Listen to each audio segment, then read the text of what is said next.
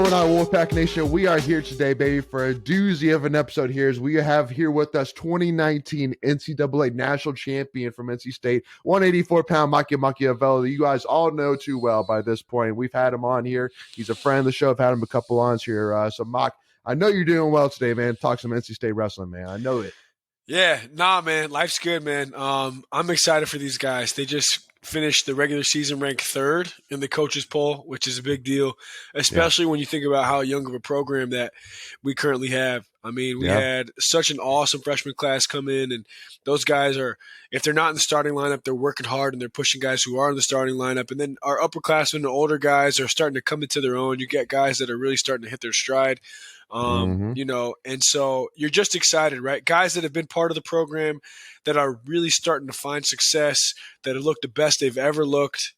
First two people come to mind are, Jared Trombley, who's really started to look phenomenal recently and is peaking at the right time. And I think he just looks incredible. And even a guy like Owen Treffin, who looks lights out right now. And so, I mean, I think the program is firing on all cylinders, and for them to finish the regular season ranked third in the coaches poll with such a young team and on a year that was supposed to be considered a year that we're going to be building. I think it says a lot about the program. It says a lot about the staff and Pat and Adam and Timmy and Kevin and Hayden and all the guys who are involved. And so I think it's a good time to be part of the Wolfpack. I think it's a good time to be an NC State wrestling fan. And absolutely, the future is bright, man. The future is very bright. Well, and obviously, obviously, if you hadn't figured out already, obviously we're going to be previewing the ACC Wrestling Tournament, which is actually going on at Embry-Riddle Coliseum on Sunday night, on Sunday all day. It starts at 11. Final starts at 7 p.m. So it's at Embry-Riddle Coliseum Sunday. So make sure, if you haven't already bought tickets for that, make sure to go do that first and foremost, and let's pack out Reynolds. But so basically, we'll kind of be going through it here, kind of class by class here. But again, I mean, we'll kind of see how this goes here. But the first thing which I do want to hype on for sure, which just like Mark was saying, like looking at the team polls and that we're ranked third, and basically above us is Iowa at 2 and Penn State, which is at 1, which I think we all can agree that this year Penn State and Iowa is 2 classes above everybody else, and then it's the rest of us which are competing. Just Iowa and Penn State are they're just ridiculously dominant this year. Penn State is definitely hands and tails the favorite to win it all this year. But hey, that doesn't mean that we can either tie. I was just about to say, us Wolfpackers, man, we don't back down to nobody. Absolutely not. I don't care what the odds say. I don't care what the critics say. You know what I'm saying? So I love it. Hey, well, and I think for me, honestly, that just like you were saying, that since so many of these guys are young, I think getting them that, because one thing which I want to point out is we only really have one guy who's starting for us right now. That's a senior, and that's Alex Faison. But we also have a couple other guys. Looks incredible right now, dude. What a huge win over Clay Loud. Really, we'll definitely talk about that. 2-time All-American, and wasn't just a win. It was a dominant win. Controlled the match from start to finish. 6-1 lead, riding time point. I mean, across the board, just lights out. Well, and especially too, I mean, also North Carolina native. You know what I mean? He's repping the home state, man. So for sure. Yeah, no, dude. I mean, I'm telling you, I've been so impressed with that guy, and especially too, going into that match, knowing that Clay Loud had that meet scheduled, or had the meet circled, from the beginning of the season, and obviously, all the AC Network was talking about was, last year's, upset over Hayden Hidlay, and then we came in with a guy not Hayden Hidlay and beat him. And it's like, well, what do you guys say now? So no, I love that. I love that win for Alex. But I think the biggest thing, just like you were saying, since we only have one senior who's starting for us right now, is that this NCAAs would be a great opportunity to be competitive for sure. Have a couple of guys competing for All-American status, or even possibly a national championship as well. But really looking to next year, I think is really the one which is like, okay, this could be the culmination of definitely, hopefully our best national finish ever for sure. But, again, that's one step at a time here. But, obviously want to kind of dive into ACC here. But just like you said, cannot agree enough. It's a great time to be an in-state wrestling fan for sure. So I want to kind of talk a little bit about Trombley. Obviously heading into the season, Camacho, obviously was the guy last year, and then got knocked out with an injury that ended his season. Trombley went into it being the guy, and then came off kind of struggled at first during the non-conference, but then really once the conference season started, he really hit a stride, and then ending the season 4-0 in the ACC. So he's going to get the number one seed for the ACCs. Wanted to kind of ask you, what was your thoughts on him sitting out in the UNC match? Was that just because he already locked up the number one seed? Was that a injury thing? What's your kind of thoughts on that? I don't think it's not injury related. He's Okay. perfectly healthy. He's ready to go. I think Okay. it's just when you hit that point in the duel and you have that big of a lead, there's no sense in risking injury of your athlete, especially if Got we it. kind of are in a good seating position. And I think it's like, we've already done our job tonight. Let's make sure that we can do our job again in 2 weeks. And so Exactly. I like that. that's what I think. It's not like I've had a personal conversation with the staff, but I am in the room every day with these guys and wrestling with them, helping them, whatever. And so I think it was more of just a decision by the staff, and then also an opportunity to give an underclassman some mat time and some experience. And so I think all around across the board, it was just a good decision. And really kind of the last thing which I want to touch on with this 125 is obviously right now Jarrett is ranked number 22, and then you got at 23 and 24 you got a guy from VT and a guy from North Carolina and Ventresca and Wagner. So to me, I feel like this is a big opportunity for Trombley, especially with next year. You got Camacho coming back, but you also you have Kairini, who looks amazing, got 133 right now. So I feel like that if Trombley is going to really try and make a case for him being the guy at 125 next year, this is going to be the time to do it. Would you agree with that synopsis? Absolutely. And I think it doesn't matter what happens. I think Trombley has cemented himself as a guy who will come out and perform when the program needs him to. And I think the same is with Kai, and the same is with Camacho. I remember when I was coming up,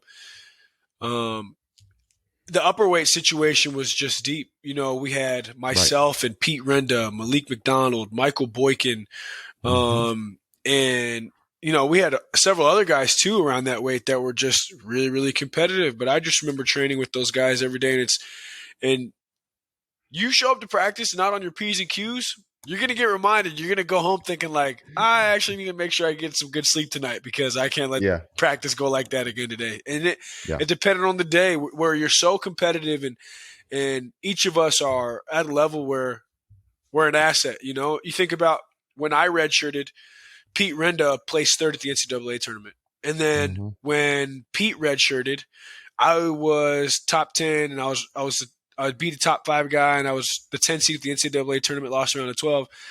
And then the following year, you have both of us at the same weight. But then you also have Malik McDonald and Mike Boykin, who are NCAA qualifiers and All-American caliber guys. And so I think you're starting to see a situation here at the lighter weights where coaches have options, and it's nice. It's nice. Yeah, no, for sure. I mean, again, it's definitely, not a bad problem to have for sure. So, and love what I've seen from Trombley, especially recently. He's really kind of come into, I think, a confidence that we've been wanting him to have, for sure. So I think, especially if he can make a statement there with competing against, a guy from VT, and then, a guy from UNC, that could be definitely a turning point if he could pull that out there. Now 133 I think is going to be one where Kai, again, he has some challenges for sure. I mean, Sam Latona from Virginia Tech I think is definitely going to be going in, number 6 overall in the country as the favorite for sure. But I know that Kai, again, he's another guy that's just really continued to get better and better and better. So, I mean, I would not be surprised whatsoever if, Kai could come out and take one away from Sam Latona whatsoever. I think Kai definitely has that ability.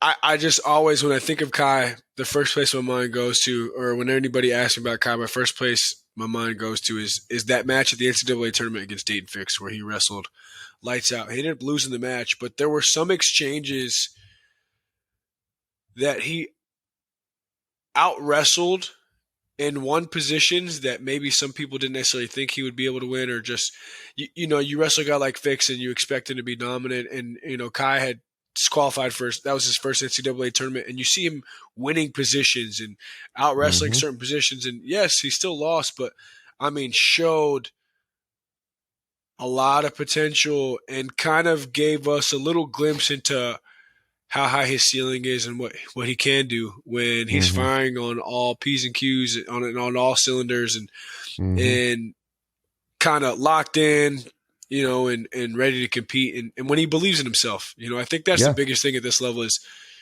do you believe in yourself? Mm-hmm. Do you believe you're good enough? Do you believe you can win? And I think ultimately that starts with your preparation. But at the end of the day, like you have to believe. And I think you're starting to see like you said, guys like Trombley start to really find this groove of Mm-hmm. confidence. And I think just Yeah. honestly, the team in general. So Well, especially with Arini, I mean, like, the only loss he has in the ACC yeah, is when we faced Sam Latona at Virginia Tech on January 20th, and he only lost by a 3-1 decision. So, I mean, yeah. it was a neck and neck match the whole entire time. So, I mean, to me, I'm And for sitting here those of you going, who don't know, Dayton Fix, the guy I'm referring to, is a world finalist. He's a returning so, world medalist. He may not be an NCAA champ because he's lost to Roman Bravo Young, but he's medaled at the senior level world championships, which is very difficult to do.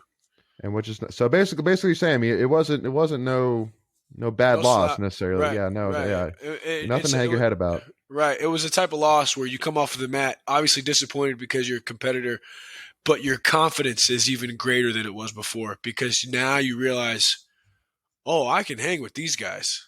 Yeah. You Yeah. know. Well, especially too, because I mean, Sam Latona and Kai are both sophomores. So, I mean, I feel like this is going to be a matchup which state fans are going to know all too well by the Yeah. time their careers are done here at NC State for sure. So, again, but you got number 6, Sam Latona. You got number 10, Mickey Philippi is, am I saying that Yep. name right? Yeah. From Pitt. And then Kai at number 14. So, again, another doozy there, 133. But again, that will not be the last one here for sure. But got to move on to my boy Ryan Jack, though. This is a guy that, man, Raj. Little I Raj. I I Raj, man, yeah, he's a guy which I'm excited about and I love. Like this guy, Nice. the thirst that this guy has to learn and to be Yeah. great, I think is crazy. Especially, and we talked about this during the post match interview I did with Ryan, and like basically saying like, do you ever like, kind of shy away from, people like comparing you to Kevin, or like when Kevin gives you, feedback and stuff like that, like, what's your kind of, I mean, and he honestly said like, listen, I'm just here to be the best and to, to make my own legacy and, to win national championships. And I love that answer. Like at the end of the day, whether that's, you comparing me to Kevin or whether that's me getting feedback from Kevin himself, like, listen, I'm all here for it. And simple as that. I mean, and you're seeing that now with him being ranked number 5 at 141 as a sophomore. I mean, the sky's the limit for this guy, in my opinion. Agreed. And every time I watch Ryan wrestle, I mean, I think of Kevin, and I think Yeah. it's good. It's cool to see them interact with each other, just like when I see Hayden and Trent interact with each other. It's an awesome thing to have a brother, around that's doing the same thing. And, even my little brother, right? He's on the team now. So that's Right. been cool. Andrew. Yeah. So I think Ryan has done an awesome job growing. I mean, the amount of maturity that I've seen from him this year and the growth that he's made as a leader, the fact that he was voted as a team captain by his peers should speak volumes about the type of growth he's made, not just on the mat, but off the mat. I mean, I think Yep. across the board, I mean, it's been awesome to see the amount of growth he's made in the past 12 months. And so I'm excited for his NCAA tournament run too. Yeah. Well, and obviously with the ACCs, he'll more likely have to face Cole Matthews, who's number 3 right now from Pitt.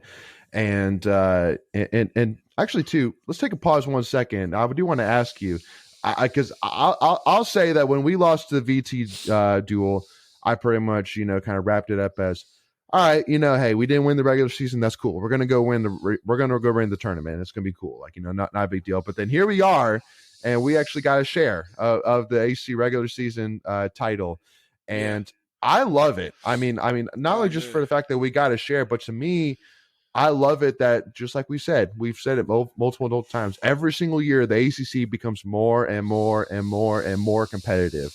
And now you're seeing that with like you used to be just VT and NC State and then everybody else, but now Pitt has solidified itself, being up there with the rest of us. I mean, I love it.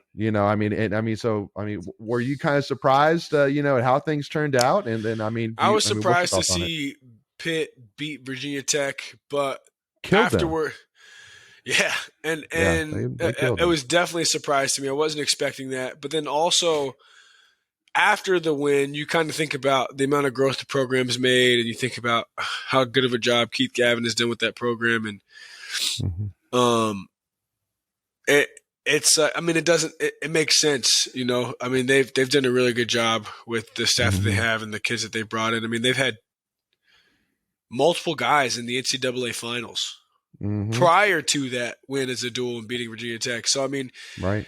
they're doing things right when they're putting not just one, but two guys into the finals of the NCAA tournament, So, Mhm. um, it Yeah. doesn't necessarily come as much of a surprise. I think after VTech beat us, we didn't expect them to lose, which is where I think it comes from. But Yeah. Yeah. they've done a really good job up there. Yeah, for sure. So, but kind of finishing off now, Ryan Jack. I think again, it's just he when he faced Cole Matthews from Pitt back on February 10th, lost by 4-2 decision. But again, another neck to neck match that could have gone either way, Right? and a Yeah. couple of close calls as well. That I know in my head that I'm still sitting here kind of scratching that should have gone our way, but it is what it is. So, Yeah. to me, it's again, it's going to be a story of this preview, but another one that it could go either way. Don't be surprised either way. And the most exciting thing on top of it is that again, Ryan Jack is a sophomore, Cole Matthews is a junior. So next year you're going to see the same exact thing. These two guys go at it again. Yeah. And yeah, like you said, I mean, it's going to be a good matchup. And either way, this is all practice. The tournament that matters most is the one that's a couple weeks after this. It's the one that's in the third week of March. Mm. No one's going to be talking about if you win an NCAA title, what happened, 2 weeks before. People are just going to be happy for you because Sure. it's such an awesome accomplishment. And so, but Well, it'll be good, man. It's just good preparation. before we continue, I want to take a quick second to tell you about our sponsor, Flatlands Jessup Insurance Group, that has your whole world covered, with agents in 5 offices throughout eastern North Carolina to help you decide how much coverage you need, offering policies for home and auto, recreational vehicles, commercial, crop, health, life, and employee benefits. They are able to combine options to find a comprehensive solution that works for you. Flatlands Jessup protects the things you love so you can spend less time worrying and more time enjoying them. Find them on Facebook and Instagram at Flatlands Jessup. You can also visit their webpage at www.flatlandsjessup.com. So please make sure to go and check them out. Well, especially but I feel like for me, since it's at Reynolds, it's like, okay, let's protect our own house. You know what I mean? I mean, we have all the benefit in the world. It's our own gym. You get to get dressed and get ready in your own locker room. You get to sleep play in your own bed. Sleep in your own bed, play in front of mostly your fans. To me, it's, I mean, because going into it, I mean, State's got to be the favorite for sure. So I mean, like that's why I'm sitting here going, hey, there should be no reason why we should let this tournament trophy slip from us. That's really where my head is. But I completely agree with you. At the end of the day, no matter what happens here, that everything is still on the table for us this year and especially next year. So definitely not going to hang my head too much, especially since again there's so many close matches which are going to be happening this weekend. But want to move on to kind of one of our newer faces, Jackson Arrington, freshman, 149. Man, so let me ask you this first question because I haven't had a chance to ask you this. So in Jackson Arrington's match against Caleb Henson from Virginia Tech, all right, when you know where I'm going with this, when he threw his headgear, was that a team point deduction in your head? I don't know. To be honest, Okay. I don't remember seeing the headgear throw. Okay. All right. Cool. Well, it's hard for me to answer. Yeah. No worries. Well, I mean, again, basically, because per the rule book, and again, correct me if I'm wrong, per the rule book, if you throw your headgear after the match, technically that's straightforward a team point deduction. Am I correct on that evaluation? Or I believe that's happened. Yeah. Yeah. Well, and again, I mean, basically, definitely take a look back and let me know. But I mean, really, like my issue with this again, it was a match that went to overtime, and then when he threw it at our bench. It wasn't like you threw it at Virginia Tech side. Right. So to me, like, I can understand if he was doing it as like, a taunting thing or something like that. But everything he did was away from the bench.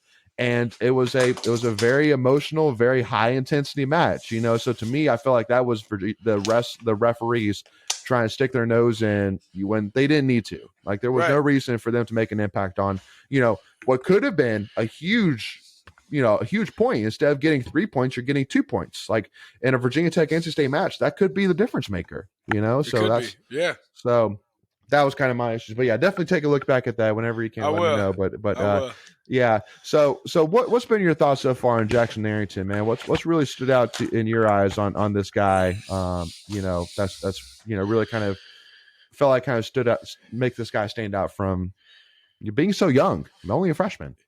Yeah. Well, I mean, I think he's done a really, really good job kind of stepping into that role, especially as a true freshman, not redshirting, straight out of high school, getting thrown right into the fire. And I think, honestly, it's one of the best ways to learn. It's one of the best ways to get your feet wet and figure out how to swim right away into the college grind. Because college it's a transition, man. Right. And I think he's done a really, really good job with the transition. Obviously, I know he has higher expectations for himself, and there's matches that he thinks that he would have wanted to have won. But at the end of the day, it's only going to be making him better. It only has made him better, and I think he'll continue to improve all the way to the end of March. So, yeah.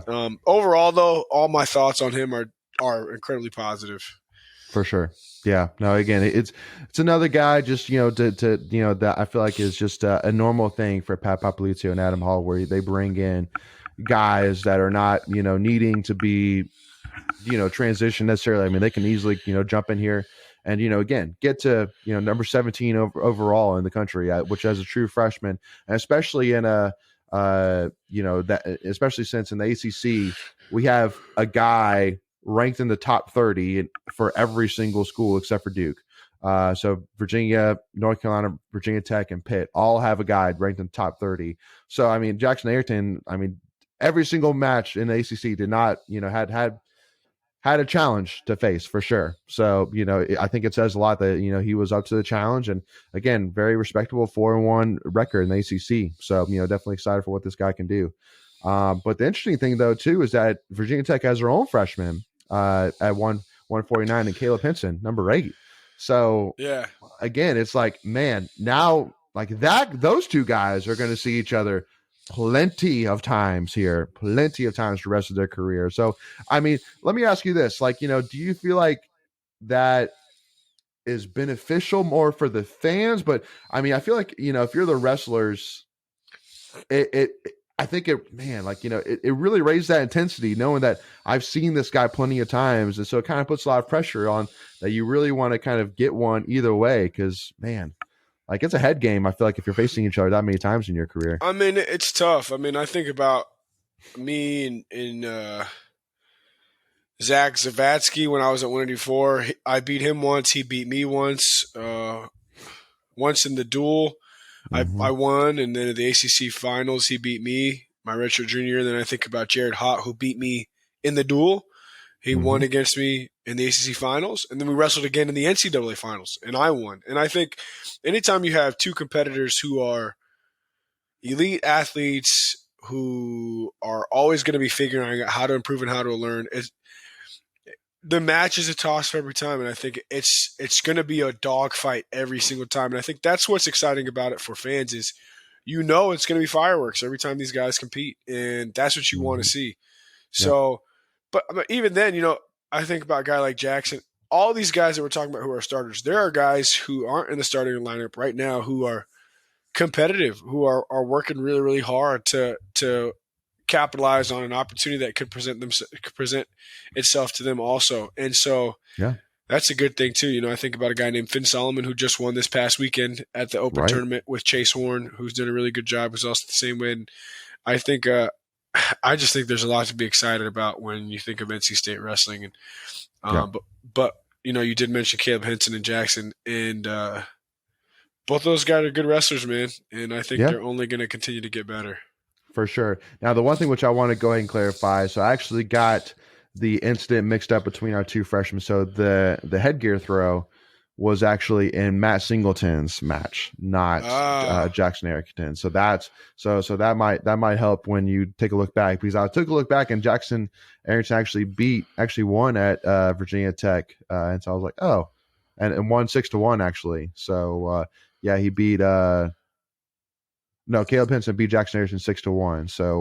So that wasn't the match. So yeah. So just FYI for those listening and be like, wait, that didn't happen. That's I had to clarify that. So apologize on that. But so for the last weight class here that we're going to cover in this part, so the 157, which has definitely been a fun one for sure this year. Obviously highlighted by Austin O'Connor from UNC, Bryson Donian from Virginia Tech, and then Ed Scott from NC State. Man, like every single time any of these three guys have faced off, it's been a fun one to say the least, for sure. So let me ask a first question. Because I know, did you watch the UNC match, the whole UNC match? I did. I missed a couple of the matches, but I saw all the way from heavyweight to the finish. Okay. So did you see the thing that Austin O'Connor did after beating Ed Scott? I did, where he did the wolf hand and then cut it. Yeah. Which I think this is the Texas Longhorns. Well, see, that's the thing is that he did like that or something wrong. Like that. He did it wrong. Yeah, he didn't do the nose. Yeah, yes, yeah, he did like that and then cut it. So I mean, basically my thoughts on it was, I mean, hey, whatever, you do you won the match, but I mean, tell me from a wrestler side. I mean, do you think, because one thing which I want to point out, which I always gave you respect for, is that whenever you won, you were, I mean, like I remember when you beat the Ohio State guy. I mean, you yelled, you screamed, but then you brought back down, shook the guy's hand, and walked away. So you're always very respectful, never really taunting or something like that. But what's your thoughts on it? Yeah, and I try to be respectful, and for that specific example, it was less about, oh, I don't want to be taunting, and it was more about, I don't want to celebrate something that doesn't mean anything, because and okay, sure, you want to duel me against a guy who's ranked number 1 in the country, but that's not what you trained for. That's not what your focus is. It's not what your goal is. Your goal is to be an NCAA champion. So there's nothing to celebrate. Job's not finished. And so, I like that. When I started to celebrate, I'm like, let me calm myself down and make sure I don't get too excited, because this isn't what I was trying to accomplish. What I was trying to accomplish is still a couple weeks away, and I still need to make sure that I'm focused and locked in for that. And so if you notice at the NCAA tournament, when I got a pin in the semis, I celebrated and I didn't try and calm myself down, because it was the right time and it was the right place. So, okay. Cool. So that for that specific example, I think there is a component of respect that you should have for your opponent, because I just think that's how you should be. But I also think we're approaching an age where celebrating isn't necessarily a bad thing, especially if we all understand that it's not a personal thing.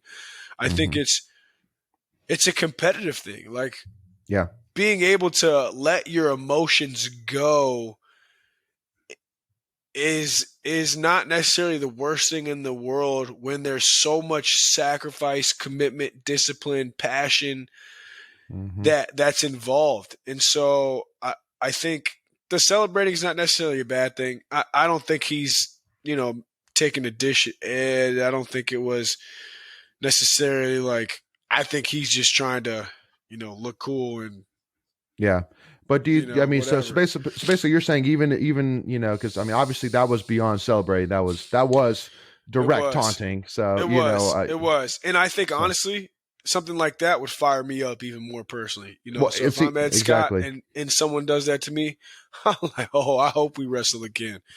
So if it makes Ed compete better, is it the worst thing in the world?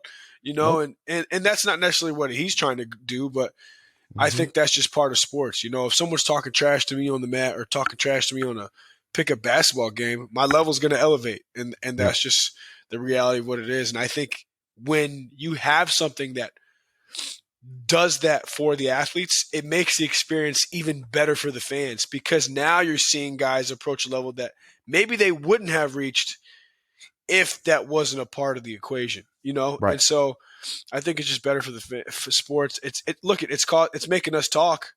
True. We're talking about it now. And I think True. the more things you can do that get fans talking about the sport, the better it is for the sport. That's true. So it just depends on the perspective that you have. And I think the game's changing a little bit with social media. And I think wrestling's at a place now where we're kind of at an inflection point where we've grown. Mm-hmm. But if we want to continue to grow and hopefully one day be like a revenue sport or a mainstream sport, like we need things that are going to be exciting for the fans. Yeah.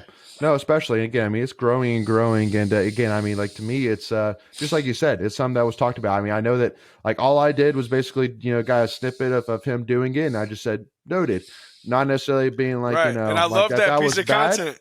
I love that piece of content because it fires up NC State fans and we're all like, oh, it creates a story. It creates a story. Because all I'm saying is, okay, noted. Like, okay, you did that. Good to know. Sounds good.